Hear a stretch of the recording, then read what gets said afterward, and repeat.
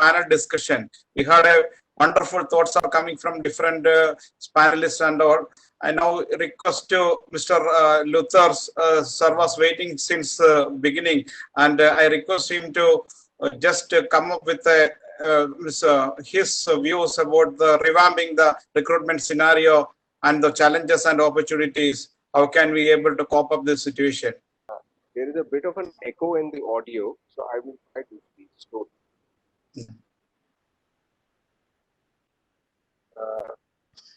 Very many good suggestions have been given. I will only respond to a few of these because time will not permit. So, starting with what Sita Sharma said, the important point is the immigrants are your ambassadors and you need to share the contract. That takes me to the next question: which contract? The real one or the false one? Because of the MRW. MRWs, let me tell you, I spent a lot of time and energy trying to understand it, trying to explain it to the superiors who had to give the final go ahead. But unfortunately, it did not happen. And now, if it happens, I will be thankful for it. Professor Rajan made very valid points on the new markets. Definitely, I second that. And the new point also he has added, which I think the RAs are somehow not concentrating upon, but will have to concentrate upon, is the student migrants. Let me tell you, when the request for proposal of preparation of e-migrate was noted prior to 2014, there is a student's vertical there, and all it has to be done that the TCS should activate it. We will get the entire student data. So once the new EMB takes off, we are going to be helping the recruitment of students and sending them. It is a huge, huge vertical. Let me tell you. Right now, the students are almost like orphans. Where they are, how will they come back, what are the problems, nobody is talking about that. Second thing is, Professor Rajan also brought out this issue of barriers to migration, particularly with reference to women workers. I strongly second that. I do not know why they fixed that 25 years limit, 30 years age limit. It is absolutely bogus. Because whenever you have a barrier raised by the government, there are people who want to overcome that barrier through the side routes, and that leads to exploitation. It should be immediately done away with. Then he also made a very valid point, and several of you have repeated that point. Let me recount a small anecdote. When I joined as Protector General in November 2015, my first interaction when MEA took over from Overseas Indian Affairs was with Dr. Jaishankar, who is now the minister, and then he was the foreign secretary. Dr. Jaishankar is from my school. He's been a student of my mother who taught him in school. He said, Luther, let me tell you something. Having a Protector General in India is meaningless. I have not shared this in public, but this is the first time I've shared it. He said, the Protector General should be sitting in Saudi Arabia or Dubai or some other place. He already had a post at that time, which was called some counselor economic or something in Dubai. Now that incumbent has come.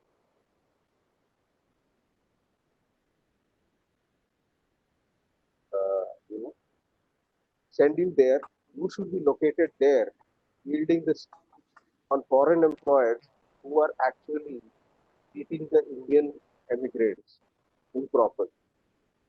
And mark my word, this should happen, and it will happen at least sooner than later.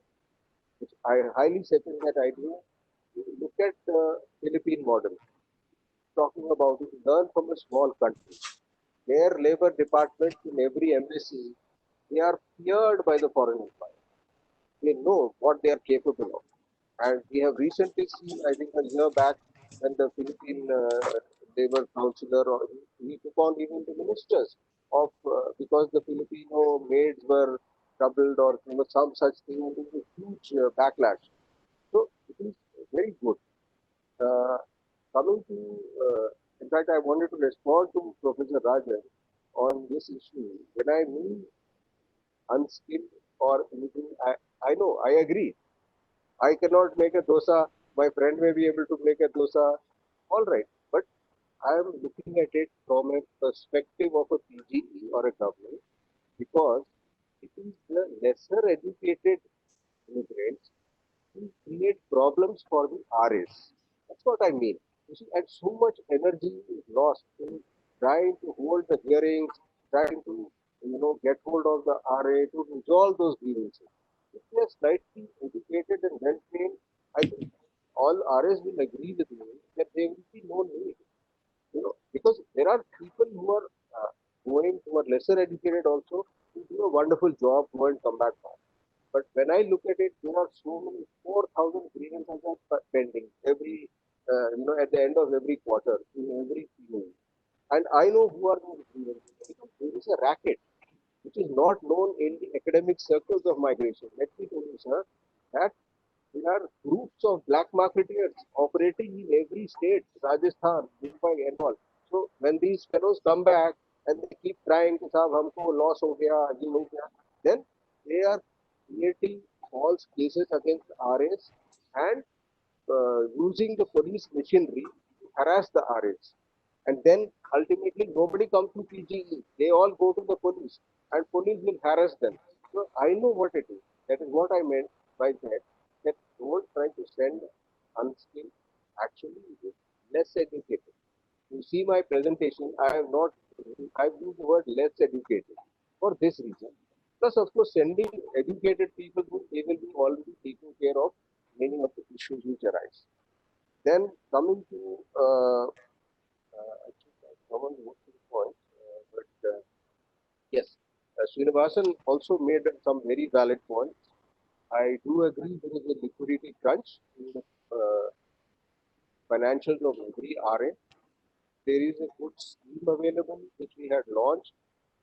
We also had launched a conversion scheme that from 50 lakh bank guarantee, you convert it to a 20 lakh bank guarantee scheme, so that you take lesser number of people every year, but you can convert, and that 30 lakh bank guarantee will get released to you. And there is a catch. The catch is bank guarantee cannot be released till 8 years are not over from the time that you have shifted. That has to be relaxed at the level of the minister or the secretary or the PG. Once that is done, this will be very simple. I have myself simplified many issues in e-migrate, which had become a huge barrier, but now it is not. The world recruitment industry is looking at India because there is no such software across the world called e-migrate. One of the things I was very passionate about is rating of RS. We were able to do it only for 1 year, but it needs to be fine tuned because the world is looking. Who is the best RA in India? Who are the top 10? It generates a lot of competitive spirit among the RAs to be the best. And once that rating is done consistently for 3 years or 4 years, an RA is a 5-star RA or a 4-star RA, they should be given the export oriented unit incentives, roll out the red carpet. They are the people earning almost close to 40-50 billion dollars a year in terms of remittances. So we need to encourage the RA setup, teach them the red carpet, not, and what is happening, the cheating type of illegal agents, they are bringing their admin to the good RAs. This is something that is happening for many years. So we need to look at that. And I think I covered more or less the points I had in mind. So thank you very much, and thank you for the time you have given me. And I would like to listen to anyone else or any queries are there. I don't mind giving a response. Thank you. So there are a few questions also there that I will ask you when the panel discussion has been over. And I request Mr. Uday Rajan to come up with some sort of comments after this hearing the panelist. Mr. Uday Rajan. Yeah. Can you hear me? Yeah, I can hear you. Yeah, I heard the comments from Mr. Luther. I think he has given a lot of ideas. I think I would like to raise the 2 points. If I think Dr. Suresh can pick it up.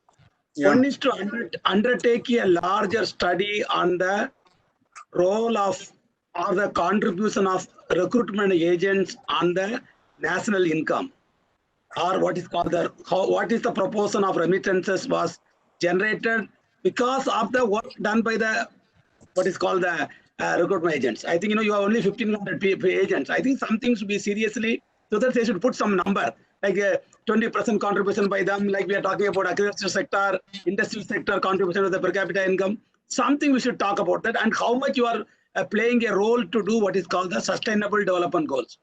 Because we are talking about, because the migrants are, I was telling today morning to some another meeting, migrants are not fighting with countries. They are not fighting. There is no India-China fighting. These migrants are fighting against poverty, against unemployment, against malnutrition, and you are facilitating them. So you have to recognize. So for that, we need some numbers about your contribution. Another point I would like to say is that I think we have a lot of employment exchanges.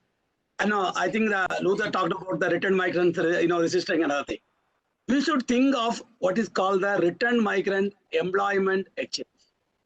That can be with, maybe the agents can start one. What is Kerala matrimony? What is Malayalam matrimony? It's all connecting people, connecting boys and girls. Because there's a demand supply. We don't know where are the boys. We don't know where are the girls. So we talk about Nair matrimony. We talk about Tamil matrimony.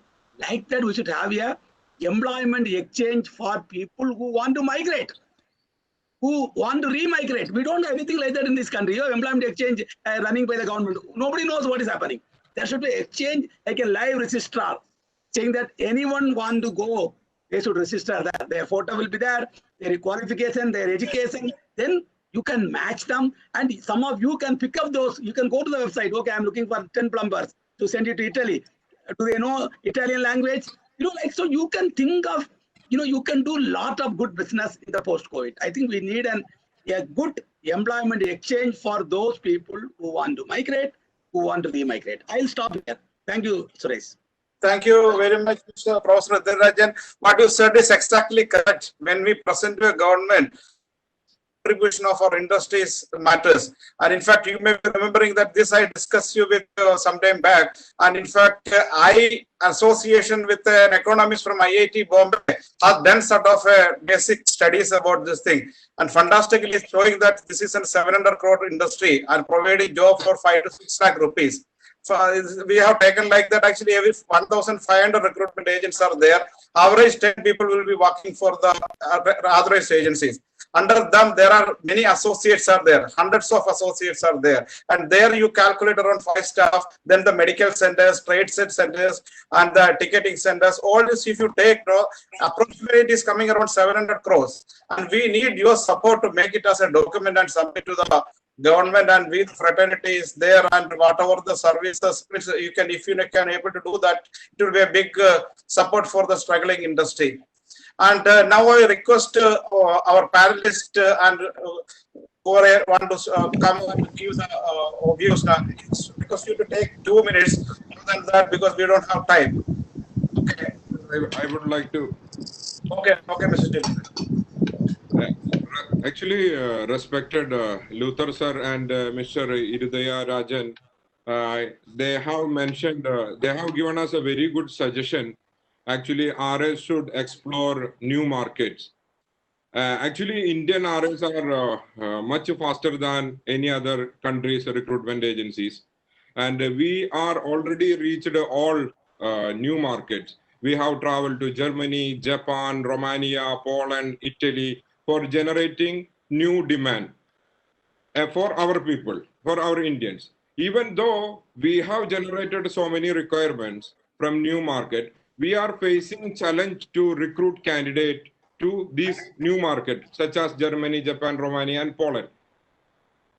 But there are multiple barriers, but major barrier we are facing a language, as Mr. Iridaya sir informed. And we don't have, unfortunately, our country don't have sufficient language training academies. We are we are investing on upskilling, upgrading the skill development, and we are trying to make India as a skill capital of the world. It's a very good, okay, it's a very good thing, but same model, government should take an initiative to come and collaborate with the recruitment agencies and open up multiple language academies across India. Even state government and central government both should come together and collaborate with the RS and open up these training academies, because we have multiple requirements from Germany for healthcare professionals. We have from UK, but they need IELTS OET score, IELTS 7 OET B, but we are unable to find the candidates. Why we are not finding? Because we have very less language academies, and even we have, they are charging a very high fees, and normal people cannot afford those fees, and they are not, even though they have interest and they have talent, but they are unable to go and pay the fees and get the training. So why don't government come up and collaborate with the recruitment agencies and start up new training facilities, new language academies across the country? This will be a good idea to explore the new market. Then we can send more people to new market. Even this Romania or Poland, they required a skilled workers like packaging workers, butcher, even chef. But those clients also looking for a basic English communication, which unfortunately our workforce don't have. Majority of the people don't have English basic communication. So why don't government take initiative to train our workforce for giving a good communication skill, which will help our country to explore the new market and generate a new job requirements. Thank you, Mr. Jalil. And who is the next one?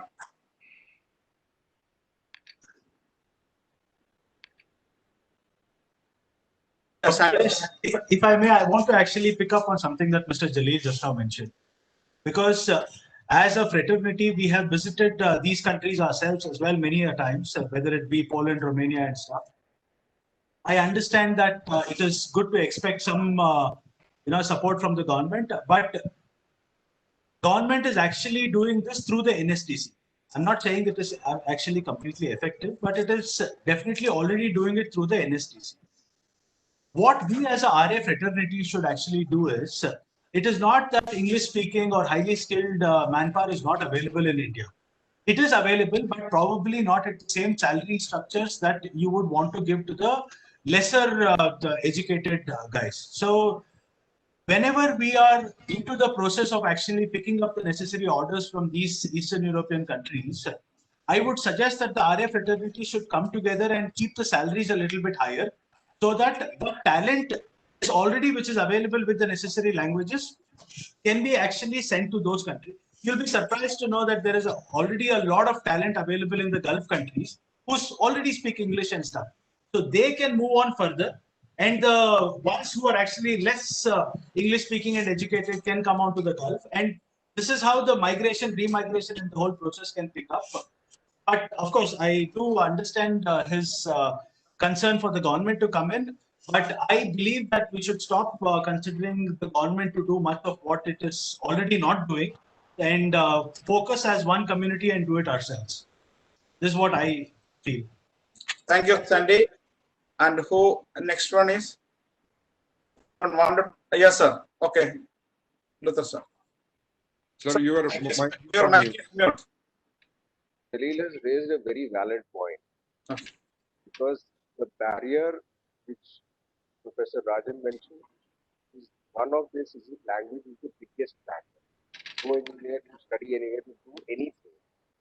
And you can understand from the government perspective, to ask government to do anything. If there is no mechanism, then nothing will move. See, when government has to set up a language training lab or a language facility, then for them to even set it up, it will be an enormous task, enormous bureaucracy, all clearances, because we are answerable to the public for the money spent. That is why the government wants more government, less, more governance and less government. So don't look at this. I would say state governments are better equipped because there is lesser bureaucracy there. But in as an alternative, I say that there is no dearth of language training schools in the country. If your candidates are selected and competent for a particular country, you send them for a short-term course, enable them to clear the IELTS or OED or whatever. Our nurses are doing it. So why can't the other workers do it? I'm sure they can do it. So don't look at government, because the moment you involve government, your all plans will be gone backward by 3 years easily. So industry can set up language labs state-wise or in conjunction. See, many of the RAs are having very good their own training institutes or skilling institutes. You open a module there. Your validation comes from their qualifying the prescribed IELTS or score, OED score, and they get selected. When you're already doing 80% of the skilling work, another 20% for language will also help. That is just my suggestion. Thank you. Okay, sir. Thank you very much. Yeah, Mr. Nigam. Suresh, I just wanted to add on language skills. I think today in the country, we have a lot of training institutes across the country, physical institutes and online institutes. Okay. And people can learn from wherever they are sitting, from their villages or various cities. So I think the infrastructure has evolved and is evolving further. I think it needs to be fine-tuned to the requirement which is existing today. So that's one thing. The other thing I wanted to touch upon is, we in the fraternity, we keep competing with each other, but we have to make ourselves competitive when we compete with other countries to supply manpower to these foreign countries. So, example, if we're dealing with Germany, so how competitive are we when we are competing with the other alternate countries supplying people to Germany? What are the skills required there by them? What are the benchmarks which are needed? And say, for example, can Philippines supply them better people for the position of a welder? And how does the Indian manpower compete with that? Then when competition is with skills, with rates, but also in terms of procedures and policies. I would like to see a day when we can recruit people to another country in 1 week from the time we get a requisition. Yes, there are barriers of what the country requires in terms of visa processing. But our own procedural bureaucratic processes in India must be minimized in terms of the hardships and the timing that it takes. I think that would make us more competitive. It's like going into a war with your hands tied behind your back. No, we need to be more competitive. So realization of the market, of the competition, and bettering our own systems and processes will certainly help in that. Okay, thank you very much. We will move. If anyone want to talk some, otherwise we'll move to the. We will take only 2 or 3 questions. Once for Mr. Luther. Yeah. Yeah, Suresh. Yeah. Okay. Mr. Abdul Karim. Yeah. Now, for the revival of our fraternity in the technology resilient, innovative world now, the restriction of 600 square feet in the metro city like Bombay, Delhi, etc. to maintain an office would be expensive for an RA. Because in this today's environment, no foreign employer is going to come for a physical interview here. Such kind of a table interview, etc., can be converted into this webinar, Zoom conferencing interviews. So the restriction of 600 square feet office area has to be reviewed by the regulator.